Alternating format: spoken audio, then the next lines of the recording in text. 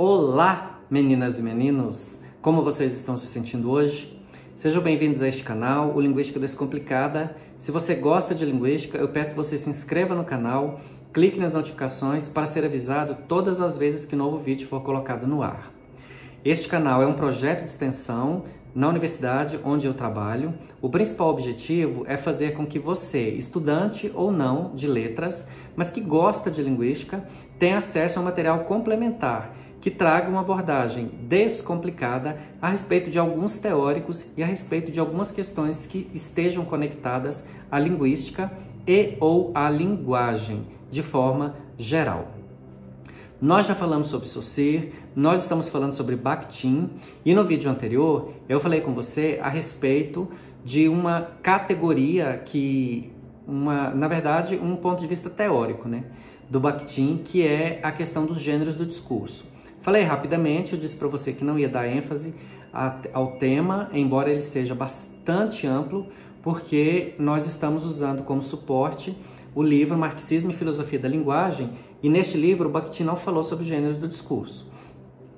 Eu abri um parêntese, porque no marxismo ele fala sobre enunciado, e eu quis fazer uma espécie de adendo para que você pudesse adiantar um pouquinho aí os seus estudos e soubesse, ou se já soubesse, apenas ampliasse o saber, que o enunciado eu utilizo para poder promover a interação nas relações sociais e que esse enunciado, a partir do momento que ele passa a poder ser nomeado, classificado, categorizado, ele pode passar a ser entendido como gênero do discurso.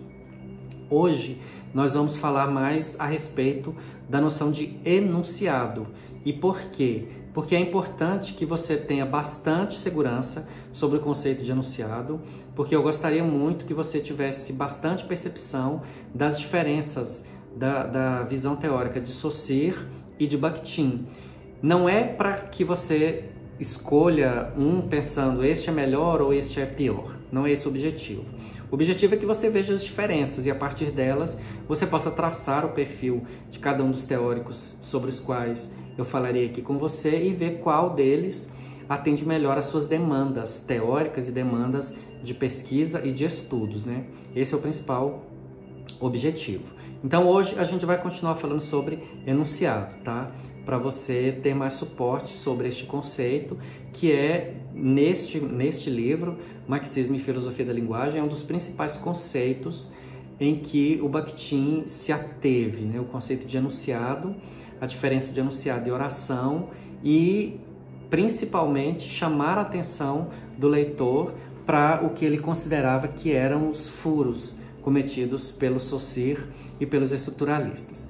Então, uma outra coisa que o Bakhtin nos diz lá no Marxismo e Filosofia da Linguagem: o objeto do discurso de um locutor, seja ele qual for, não é objeto de discurso pela primeira vez neste enunciado. E este locutor não é o primeiro a falar dele.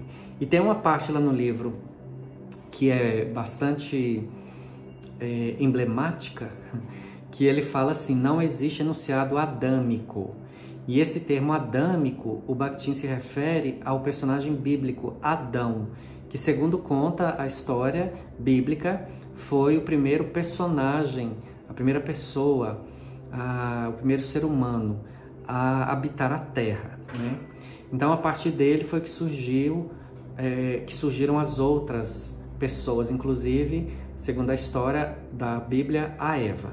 E o que o Bakhtin está querendo nos dizer? É que não existe enunciado adâmico, ou seja, não existe enunciado que tenha sido dito pela primeira vez, ou dito de outra forma. Nada do que é dito foi dito pela primeira vez por aquela pessoa. Aquilo já foi dito outras tantas vezes por outras tantas pessoas, apenas de modo diferente. O que a gente faz é um revozeio, é uma refacção, é uma reorganização. Mas, na verdade, não existe adamismo, né? Não existe um ineditismo naquele enunciado. Então, vou ler de novo para ficar mais nítido para você, agora que eu avancei falando nessa questão de que não existe enunciado adâmico e que eu esclareci o que é esse adâmico. O objeto do discurso de um locutor, seja ele qual for, não é objeto do discurso pela primeira vez neste enunciado, e este locutor não é o primeiro a falar dele. Então, o que eu estou dizendo aqui para você agora, não fui eu quem disse, e outras tantas pessoas já disseram além de mim, e outras tantas continuarão dizendo depois de mim, porque não existe enunciado adâmico. Sempre haverá uma nova forma de dizer. E isso é mágico, né, digamos, porque isso possibilita que a mesma coisa possa ser dita de diferentes formas, por diferentes pessoas, em diferentes contextos, porém com a mesma significação.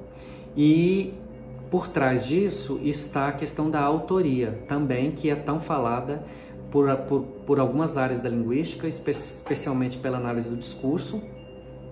A autoria está muito por trás disso, a noção de autoria está muito por trás disso, né? A questão do plágio. Então, quem disse isso? Quem disse isso pela primeira vez? A partir de quem você está dizendo isso? A gente que trabalha com texto acadêmico, eu participo de bancas, de qualificação, de defesa, de mestrado, de doutorado, e a gente fica muito atento às escritas acadêmicas e pensando, isso aqui é de quem? Isso aqui é de um autor? Isso aqui é seu no caso do autor da dissertação, da tese, né? De quem é isso? Quem foi que disse isso? E na verdade a gente sabe que não existe um ineditismo naquilo, né? Não existe um adamismo naquilo. Existe apenas uma forma diferente de dizer aquilo, que acaba sendo atribuído àquele autor, mas a gente sabe que no frigir dos ovos, usando uma expressão mais popular, aquilo é apenas uma forma diferente de dizer o que já foi dito, porque não existe enunciado adâmico, porque o objeto de discurso de um enunciado não está sendo dito pela primeira vez naquele enunciado, né? Ele apenas está sendo redito, revozeado. Tem alguns apontamentos, algumas colocações que a gente faz em relação ao Bakhtin. Uma delas é a respeito de um certo ventriloquismo que a gente percebe nas manifestações da linguagem, né? Lembra do boneco de ventríloco? Aquele que existe um manipulador do lado do boneco e ele faz a voz e com a mão ele mexe a boca do boneco, mas o manipulador tem poucos movimentos na boca e você tem a impressão de que é o boneco que está falando, mas na verdade é o manipulador que está falando. Então é mais ou menos isso o que acontece. A gente acaba sendo o boneco de ventríloco, né? A gente acaba revozeando, repetindo o que outra pessoa na verdade está querendo dizer ou está dizendo, mas de uma outra forma, né? Outra coisa sobre isso: todo enunciado, além de seu teor, sempre responde de uma forma ou de outra a enunciados do outro anteriores. Isso aqui tem a ver com outra questão sobre a qual eu já falei aqui para você, sobre a atitude responsiva ativa. Então, o Bakhtin sempre dizia que todas as vezes que eu estou numa situação interacional, não existe uma figura passiva. Isso é diferente do que os estruturalistas diziam. Todos os dois são ativos naquele momento. Então, sempre existirá, sempre haverá atitude responsiva ativa e um enunciado sempre será resposta a um enunciado anterior. E, então, aí talvez até você pense assim, mas e se houver um intervalo entre uma situação interacional e outra? Mesmo assim, será? Mesmo assim será. Porque mesmo que haja um intervalo entre uma situação interacional e outra, a retomada daquilo será resposta ao enunciado anterior. Então, você pode observar aqui nos vídeos, e você pode observar isso também nas aulas que você assiste, se você for aluno, ou se você é professor, nas aulas que você ministra. Eu uso muito essa estratégia, você pode observar aqui. Em geral, eu começo falando o que aconteceu no vídeo anterior. Eu falo assim, no vídeo anterior nós falamos sobre isso. Quando eu estou lá na sala de aula, eu sempre começo a aula assim, na aula passada nós falamos sobre isso, isso e isso. E aí dou continuidade àquilo. Quando eu falo isso, o que eu estou querendo retomar com vocês aqui no vídeo e lá na sala de aula com os alunos é justamente a continuidade, a retomada a resposta àqueles enunciados anteriores que eu construí na aula anterior e que precisam ser continuados, que precisam ser retomados para que haja uma continuidade. Isso é importante para que a coisa flua, né? Para que haja não só um fluxo, mas para que haja coesão entre os enunciados que eu vou produzindo ao longo daquilo que eu estou fazendo. Vou ler de novo para você. Todo enunciado, além do objeto do seu teor, sempre responde de uma forma ou de outra a enunciados do outro anteriores. Então, sempre haverá atitude responsiva ativa e sempre a coisa será contínua,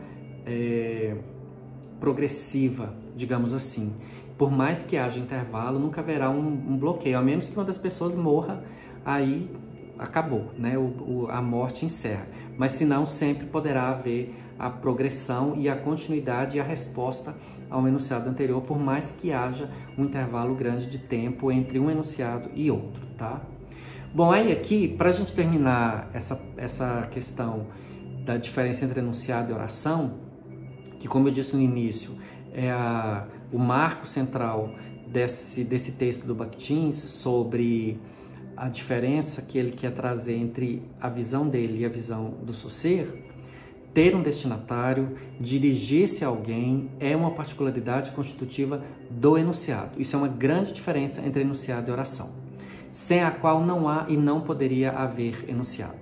Na atividade comunicativa interacional, sempre haverá integrantes, pelo menos 2, e sempre haverá um destinatário e sempre o enunciado será dirigido a alguém. Então, sempre haverá a possibilidade da atitude responsiva ativa. Todas as vezes que eu me dirijo a alguém, eu me dirijo a alguém com um querer dizer e quando eu abro a boca, eu já dou ao outro a possibilidade de resposta. Eu já entrego para ele de bandeja a possibilidade de ele fazer a mesma coisa em relação a mim, e é isso que faz o enunciado ser enunciado. E outra coisa, as diversas formas típicas de dirigir-se a alguém e as diversas concepções típicas do destinatário são as particularidades constitutivas que determinam a diversidade dos gêneros do discurso. No vídeo anterior eu falei para você que os gêneros do discurso são caracterizados quando você dá nome ao enunciado e que eles são múltiplos. E por que eles são múltiplos? Por que existe essa multiplicidade?